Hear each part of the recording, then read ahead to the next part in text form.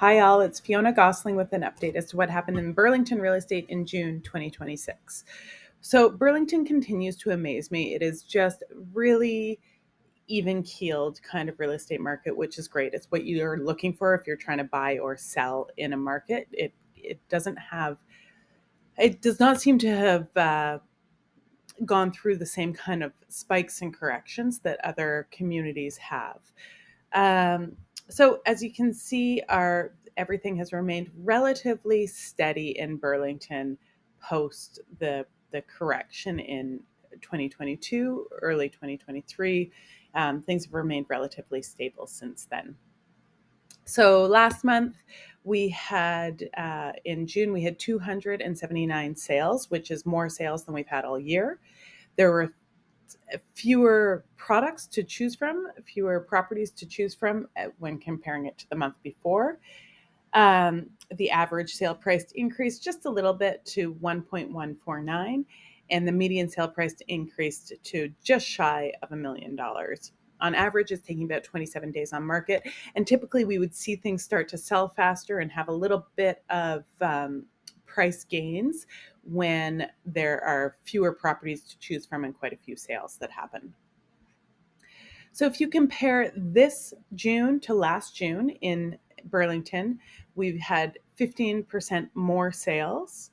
We had 20% fewer listings to choose from.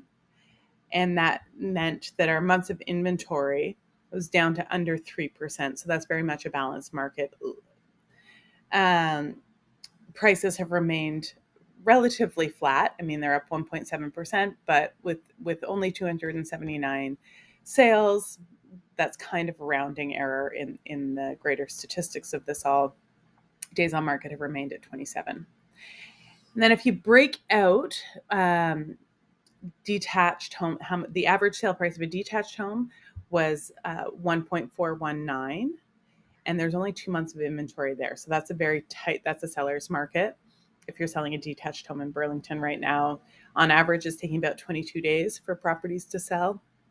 Average price of a townhouse is $835,000, and average sale price of a condo is $684,000, and that's actually jumped up.